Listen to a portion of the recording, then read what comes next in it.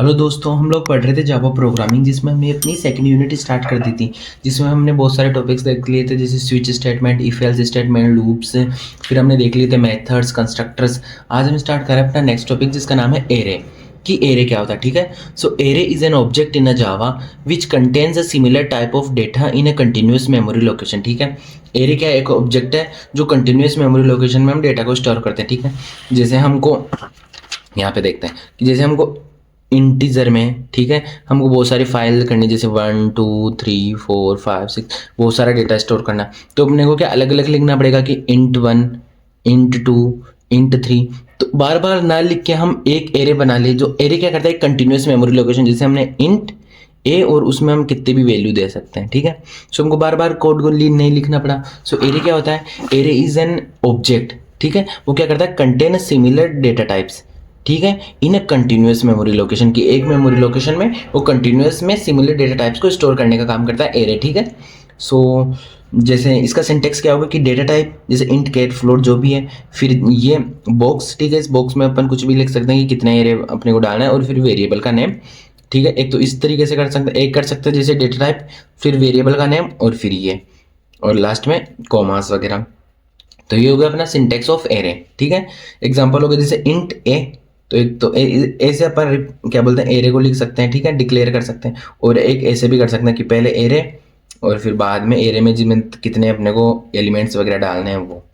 तो जो हम ये लिख रहे हैं ना, इसको तो अपन बोलते हैं क्या, क्या बोलते हैं, जो डायनेमिक या चेंजेबल एरे की। हम इसमें कितने भी एलिमेंट्स वगैरह वो एक्सेस कर सकते हैं। बट इसमें क्या होता है, जैसे फिक्स एलिमेंट्स होते हैं, जैसे 5 है ना, तो 5 ही एलिमेंट्स आएंगे, ठीक है।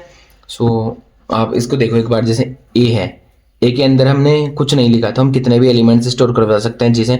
बट एरे की है ना इंडेक्सिंग होती है 0 से लेके और n-1 तक। जैसे अपने पास 5 एलिमेंट्स हैं, तो अपनी इंडेक्सिंग क्या होगी, 0 से लेके और 5-1 मतलब 4 तक। जीरो जैसे 0 1 2 3 4, तो ये होगी इंडेक्सिंग।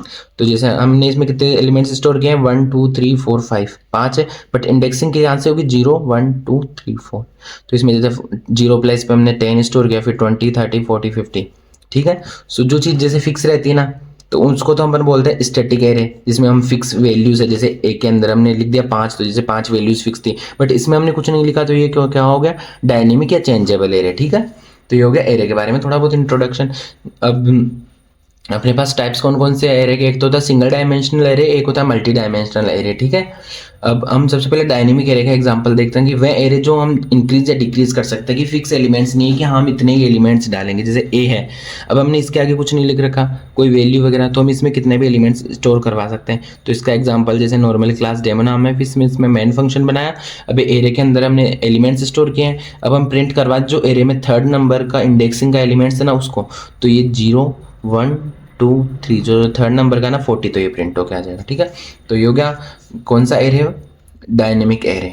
फिर एक होता है क्या बोलते हैं, जो स्टैटिक एरे, जिसमें वैल्यूज फिक्स रहती है, ठीक है। जैसे कि हमने यहाँ पे दिया है इंट ए, और फिर हमने वैल्यू दे दी ना अंदर 5 की, 5 से ज़्यादा एलिमेंट्स इसमें नहीं होगा। तो सेम वही क्लास बनाई, फिर इसमें मेन फंक्शन बनाया, फिर इंट ए, और एरे के अंदर 5 एलिमेंट्स है, ठीक है। तो 5 एलिमेंट्स को इंसर्ट करवाया। फिर हमने लूप, वो फॉर लूप चलाई, जिसमें 0 से लेके 5 तक जितने एलिमेंट्स है सबको प्रिंट करवाना है, ठीक है। तो ये प्रिंट होके आ गएंगे एरे के जितने भी एलिमेंट्स है ना वो। तो ये हो गया स्टैटिक एरे का एग्जांपल, ठीक है। बाकी और एग्जांपल आप एक बार खुद से देख लेना एरे के, ठीक है। अब नेक्स्ट टॉपिक अपना स्ट्रिंग। क्या है स्ट्रिंग, तो स्ट्रिंग क्या होता है, so Java strings are objects, ये भी क्या है, एक ऑब्जेक्ट्स है that allow us to store the sequence of characters. String में अपने क्या कर सकते हैं कि सीक्वेंस ऑफ कैरेक्टर्स विच में contain alpha numeric values enclosed in double quotes, कि डबल कोट्स के अंदर हम जो भी चीज़ लिखते हैं ना, जैसे या तो सीक्वेंस ऑफ कैरेक्टर्स लिख ले, जैसे माय नेम इज़ ये, माय फादर्स नेम इज़, तो ये क्या होगा, एक स्ट्रिंग हो गई। या जैसे हम अल्फा न्यूमेरिक की अल्फ़ाबेटिक के साथ साथ न्यूमेरिक चीज़ें भी लिख सकते हैं, जैसे अपन यूज़र नेम वगैरह लिखते हैं, जैसे my name is Ankit and my age is, जो एज नंबर हो गया, ठीक है। तो वो चीज़ क्या होगी, अल्फा न्यूमेरिक स्ट्रिंग, वो चीज़ होगी स्ट्रिंग, जिसमें हम अल्फा न्यूमेरिक चीज़ें लिखते हैं डबल कोट्स के अंदर, ठीक है। सो स्ट्रिंग आर इम्यूटेबल इन जावा। जावा के अंदर जो स्ट्रिंग होती है ना वो इम्यूटेबल होती है, means not change after making the object की। अगर हमने ऑब्जेक्ट क्रिएट कर लिया तो हम स्ट्रिंग को चेंज नहीं कर सकते, ठीक है। So it contains the methods that can perform the certain operations on string. जैसे मतलब हम इसको चेंज नहीं कर सकते बट हम स्ट्रिंग के ऊपर बहुत सारे ऑपरेशंस परफॉर्म कर सकते हैं, जैसे कि कॉन्केट, स्ट्रिंग को कॉन्केट करना, स्ट्रिंग की दो स्ट्रिंग वो एक दूसरे के इक्वल है या नहीं है, स्ट्रिंग की लेंथ कितनी है, ठीक है। जैसे स्ट्रिंग को अपर केस में कन्वर्ट करना, स्ट्रिंग को लोअर केस में कन्वर्ट करना, तो वो चीज़ हो गई स्ट्रिंग के ऑपरेशंस, बट हम उसको चेंज नहीं कर सकते, तो ये चीज़ हो गई स्ट्रिंग, ठीक है।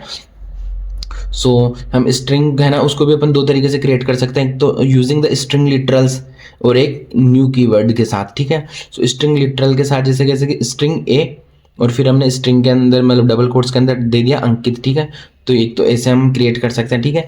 बट हम जैसे हमने स्ट्रिंग ए के अंदर ये लिख दिया, फिर स्ट्रिंग बी के अंदर भी हमने अंकित लिख दिया, बट फिर अगर हम ए को चेंज करना चाहेंगे स्ट्रिंग ए, उसकी वैल्यू कनकोट मतलब चेंज हो गए अंकित के आगे कुमार लग जाए, ठीक है। बट ये चीज़ नहीं होगी क्योंकि string is immutable, we can not change, ठीक है। वैसे एक और एग्जाम्पल है, जैसे ये तो हो गया नॉर्मल स्ट्रिंग लिटरल के थ्रू। अब न्यू कीवर्ड के थ्रू अगर हम स्ट्रिंग क्रिएट कर रहे हैं, जैसे string a equals to new means new keyword के साथ कर रहे हैं, जैसे हमने स्ट्रिंग बना ली नवीन नाम की, ठीक है। अब हम इसको कनकेट करना चाह रहे हैं, चेंज करना चाह रहे हैं, ठीक है, जैसे ए डॉट कनकेट कुमार, तो वो पॉसिबल नहीं है क्योंकि स्ट्रिंग क्या है, इम्यूटेबल है, ठीक है। अब एग्जाम्पल हो गया स्ट्रिंग लिटरल का, ठीक है।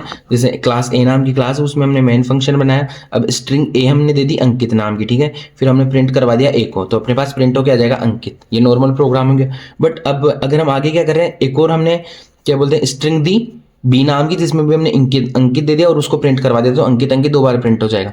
अब हम चाह रहे हैं कि एक जो अंकित था ना ऊपर में से नीचे वाला अंकित, और हम उसको चेंज करें, उसको कनकट करें और उसकी जगह कुमार लगाए, तो वो चीज़ क्या होगी, कैन नॉट कनकेट चेंज, क्यों, क्योंकि स्ट्रिंग इज इम्यूटेबल। तो ये एक एग्जांपल हो गया उसका, ठीक है, स्ट्रिंग के प्रोग्राम जिसमें सारी चीज़ें आगे पहले नॉर्मल प्रोग्राम, फिर दो स्ट्रिंग हमने लिख ली प्रिंट करवा ली, फिर एक को अगर हम चेंज करवाना चाह रहे हैं तो वो चीज़ नहीं होगी ये, तो ये सारा प्रोग्राम एक के अंदर मैंने लिख दिया, ठीक है।